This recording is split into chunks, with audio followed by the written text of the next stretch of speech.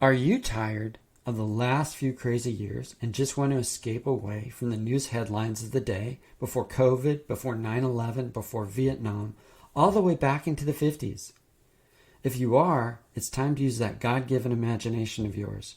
You're an 8-year-old, sandy-haired boy or girl, depending on who's listening, wearing your fire engine red and yellow PJs, lying on your little bed, while big people are gathered around the RCA radio downstairs. You quietly, like a ghost, get out of your bed. You open the door with a little creaking as possible, and your little feet hit the carpet leading to the stairs. You position yourself on the top step, and you wait for the program to begin. You're shivering with anticipation, as you have been listening to the WC Theater since you were 6, which you're not supposed to do because of its adult content. Your parents also don't want you listening especially to this series of programmings because it gave you nightmares and you crawled into bed with them the last 2 episodes. Besides, this program is way past your bedtime. You, however, need to know what is going to happen because the last episode left you with a cliffhanger and you don't want to see those hollow eyes staring back at you anymore. You can hear the program begin with its credits to its usual sponsors, Sears, Montgomery Wards, and then a brief commercial from Chevy on their latest car. Then you hear those familiar introduction. Good evening, Anchorage, Alaska, the lower 48 and the rest of the world. This is Bruce Lindquist with his radio program, Wonderful Counselor. The title of this miniseries is A Preacher's Kid That Fought Like a Devil. And if you haven't listened to episode 1, The Prayer, and the episodes after that, I encourage you to do so. But tonight's episode is number 10, and it's titled Blood for Blood. You lean your ear down the stairs, and you can hear these words cut through the brief silence. Night had just about suffocated the day as the light grasped for one more final breath. A lone figure, a shadow, crept into view, standing on a metal structure. Its name mocked him for what it was called, the Half-Chance Bridge. He looked down at the water below and stared at its reflection.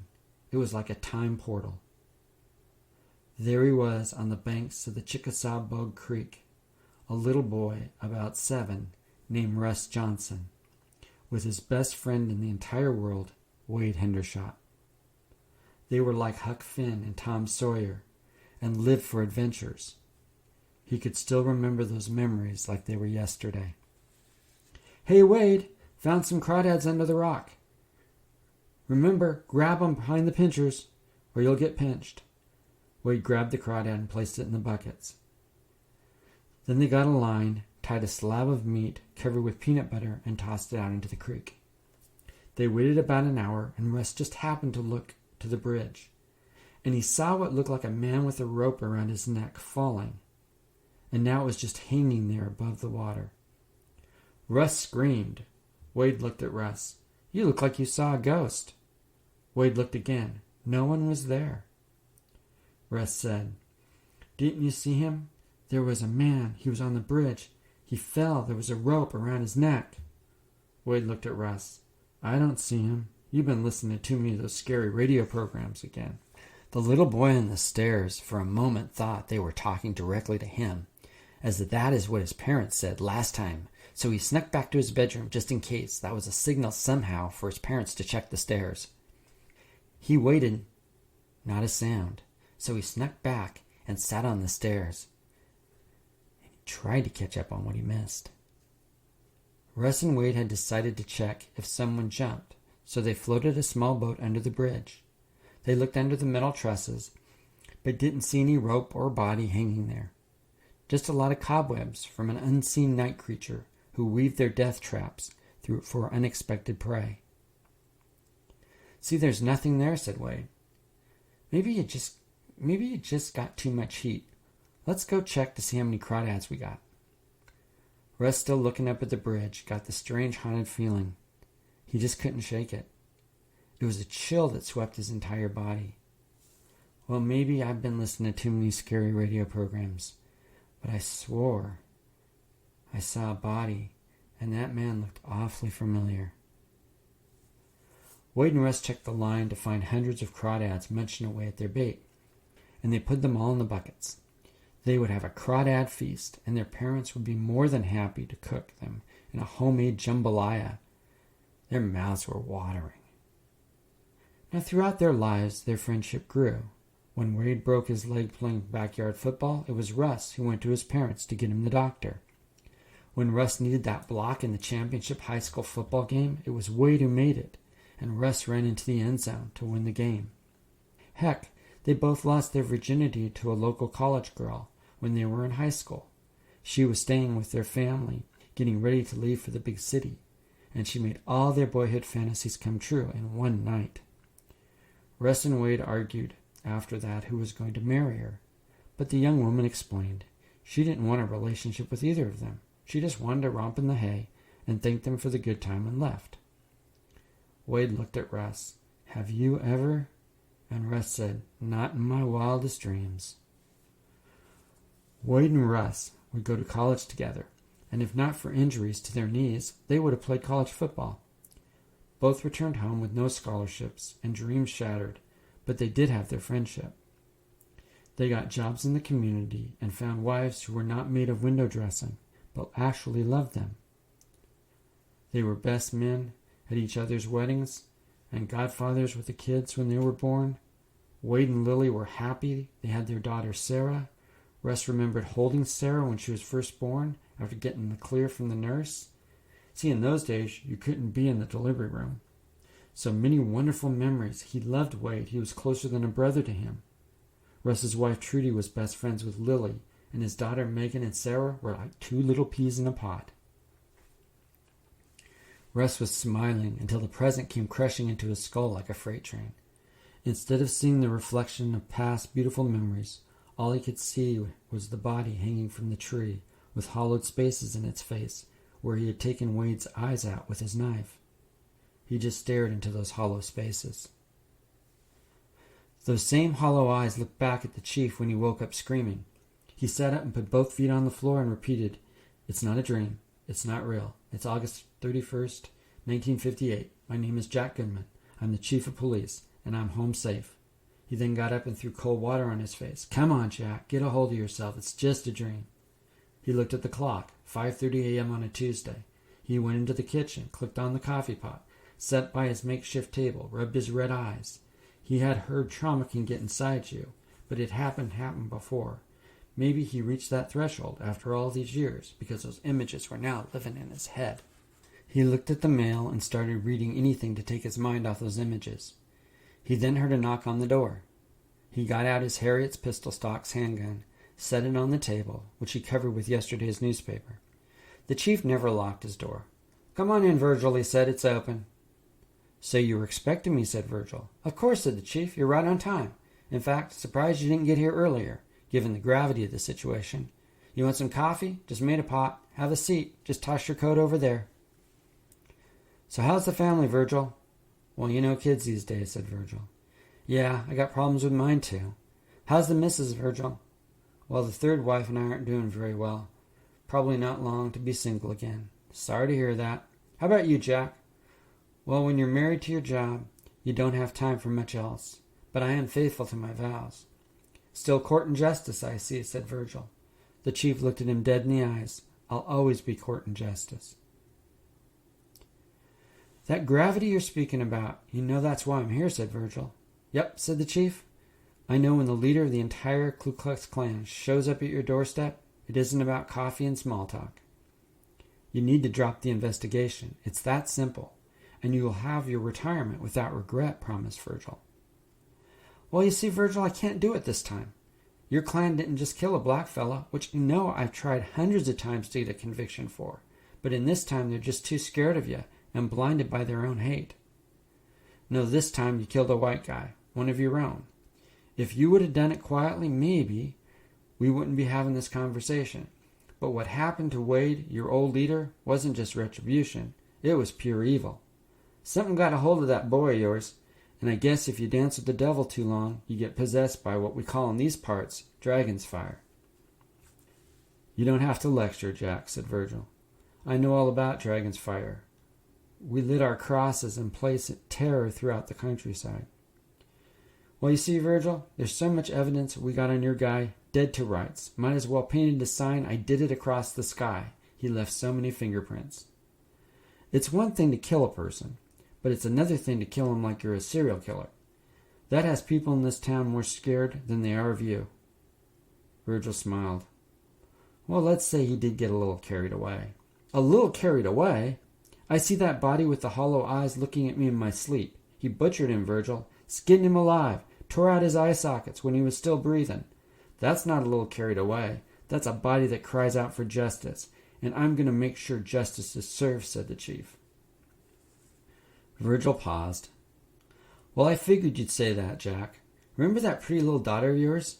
It'd be unfortunate, quite unfortunate, if something was to happen to her. I know a lot of men who would love to crawl inside her, and I could arrange that. Do I have your attention? Jack looked at Virgil's smug face. It seems we're playing poker, Virgil. You know that daughter of yours? That one who's strung out on drugs? Well, it seems the feds just arrested her for possession now. I can intervene on your behalf.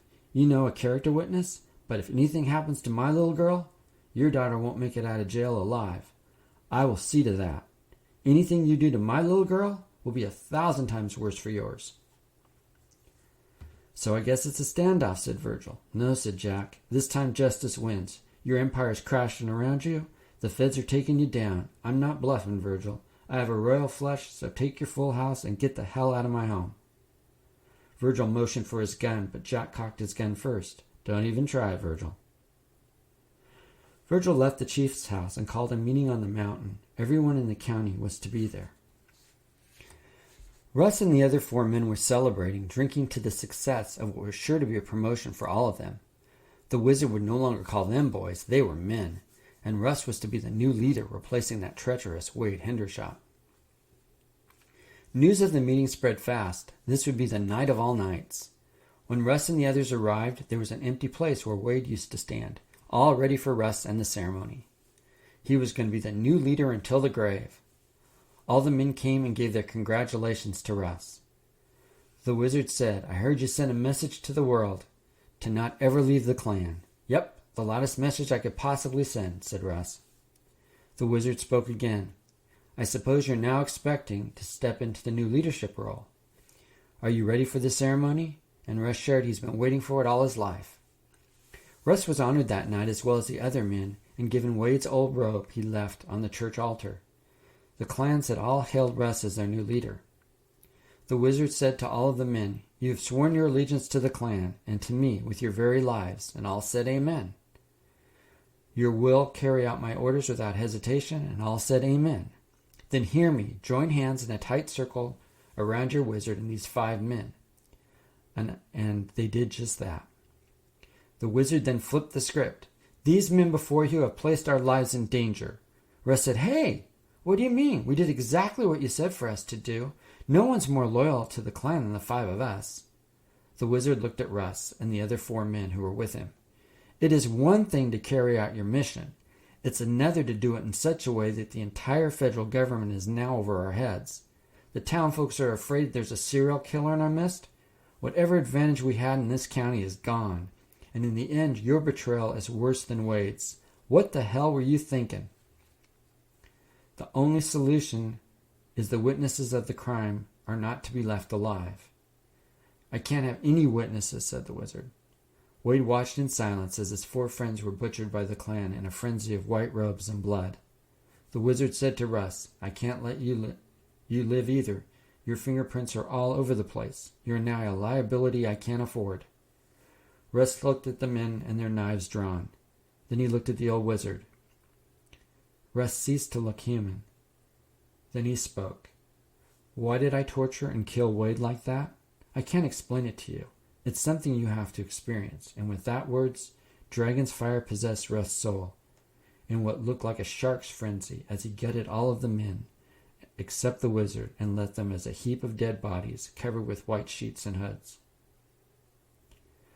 The wizard looked at Russ. His hate almost matched his own. Well done, said the wizard. No witnesses. As the wizard walked away, he spoke something in Latin. The dragon's fire left Russ, and he was surrounded by all the dead bodies. He then drove down to the local liquor store, picked up a fifth of JD, and drove out to the bridge. All came flooding back to him now. He was possessed with dragon's fire when he killed Wade. He didn't intend to torture him, but once that knife started its motion, it was like something took over his soul. He couldn't stop until he had cut off his penis, skinned him alive, and took out both his eyes with his knife. Russ started shaking. That dragon's fire. His mind went back to just that night. He and the boys were leading Wade over to the tree. He had his rope in his hand, and Wade seemed strangely at peace about the whole thing. It was unnerving for Russ how peaceful dead men walking can be.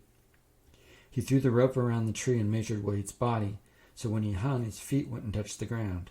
He tied the rope and put the noose around Wade's neck. One of the men brought Wade's chair in from the house and had Wade stand on it. "Any last words, Wade?" said Russ.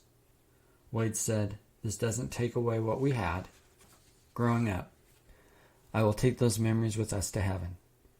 Russ said, "Are you trying to get me to go all soft on you now? Because it's not going to work." Wade said, "No. I just want you to know we'll always be friends, at least as kids. And it's not too late for you, Russ. His blood for our blood, and I forgive you."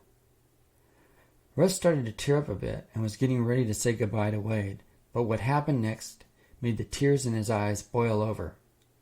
Wade said as he looked to heaven, "I see Jesus, and he's welcoming me with open arms. And I'm not afraid of what man can do to me. Oh, and look, there are children and adults of all tribes and nations. There he's holding that little black boy I killed so long ago. And look, there's that little black girl you killed." Russ said, "He sent that little colored girl to hell where she belonged, along with her daddy. She can't be in heaven." Images of the car accident and the drunk black man in his car, Russ holding his dying daughter and wife. He was so filled with rage, he beat the injured black man to death and couldn't control the dragon's fire until he crushed the little black girl's skull. 4 people died that day. Blood for blood. Russ would not ever be the same. That is when he and Wade met the wizard and joined the clan. They were forged and bond in dragon's fire. Something happened to Russ when he stared at Wade. It was like he was back in that accident, and Wade was now the object of his fury. Dragon's fire possessed and ignited such hatred, all he could see was red. He attacked Wade with the same fury he beat the black man with earlier. Wade felt that initial pain and tears in his skin as the knife shredded his body, but then his whole body went numb. He could see Russ skinning him alive from the top part of his body. He felt the air between his legs when his penis and testes were removed. He felt the pressure in his head when the knife stuck both of his eyes and they were popped out of socket. When his tongue was cut out, he felt the space in his mouth, but it was like he was there, but he wasn't there. And then his spirit just left. He didn't feel the chair kicked out from under him, the rope clench his throat, until he had no oxygen supply left.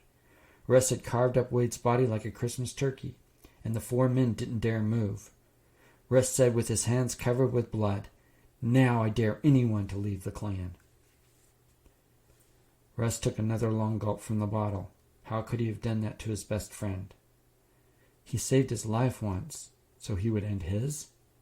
He didn't deserve to die that way. And now I'm a murderer. I killed all these men and I can't get this blood off my hands. Even the alcohol doesn't remove it. He took another big swig. No, he couldn't forgive Russ, or himself. You're a monster. How can you massacre people like that? What were you thinking? He tied the rope to the rail of the bridge and watched it fall to the water until he had it at the right length to do its job. He then placed and cinched the noose around his neck. He took another swig. He remembered being a small boy in church, hearing about how Jesus died for his sins. He didn't believe it then, and he doesn't believe it now. No, his tortured soul only had one conclusion: to end it. That was what the voices were saying in his head. Then he leaned a little further, and with each drink. He then heard another voice, and it was Wade's. "I forgive you. It's not too late, Russ. Heaven's door is still open. You just need to walk right through it." Russ stood up, and put his hands on the noose to loosen it. And then death stepped out of the shadows. Lights flashed, and a man pushed Russ off the bridge.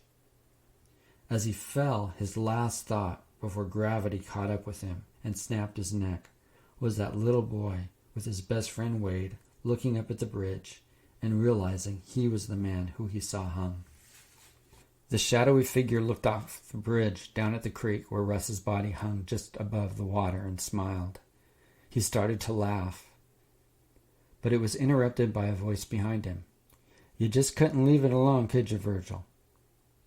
He may have gone through with it and hung himself, but you couldn't take any chances. You had to make sure there were no witnesses." Virgil looked back over his shoulder and caught the glimpse of a man smoking a cigarette. Virgil replied, "Well, Jack, you know what they say. If you want to do something right, you got to do it yourself." "Yeah, Virgil," said Jack. "That's why I'm here." "How did you know I'd be here?" said Virgil. "I just got this feeling. Maybe that God I prayed to for just one conviction, to see some justice on the earth, granted my plea." Virgil said, "Now you're not getting religious on me, are you, Jack?" "Well," said Jack, "since you seem to be from the devil, God was looking for someone to bring you down." "You have no proof," said Virgil. "Your word against mine. I could just say I tried to save his life, and he fell." "Yep. Virgil, you're good at bending the truth. So a liar like you can walk through it. But you see, I have evidence. Not just my testimony, but did you happen to notice the flashings of light? That there's a movie camera, and although the pictures ain't great, it clearly shows you pushed Rush off the bridge. And that, Virgil, is murder. That is a conviction, and you're going to jail for a long time." Virgil, at first time in his life, was caught off guard. He didn't see the shiny cuffs until they were clasped on his wrist. It took a while, but the trial happened, and Virgil was found guilty. As he entered the jailhouse, his reputation preceded him. A group of black men stared at him and said, "Well, looky what we have here." "I'll be damned," said one of them. "It's justice." The little boy on the stairs had to pee so bad he ran into the bathroom just in time before his parents came up the carpeted steps. "Are you still up?" his dad asked. "Yeah." "Well, go to bed, sleepyhead, and pleasant dreams." The little boy crawled into bed through the covers over his head, fell asleep with images looking up at Russ, his body hanging on the rope, and that shadowy Virgil. He tightened the grip on his pillow, and then was going to sneak back into his parents' bedroom again, but then went to sleep, and with his last thought, justice was done. In the previous episode, you were asked, what is your unforgivable sin? In this episode, you come face to face with the consequences of unforgiveness. Wade and Russ lived similar lives. Both committed many sins. Both embraced Dragon's fire of hate. Both found a peddler who taught them religiously how to hate. Both could be convicted if faced trial today and locked away for a lifetime. Yet there was one difference. Wade repented and surrendered his life to Christ and escaped the dragon's fire, and Russ was consumed by dragon's fire, even at the end of his life.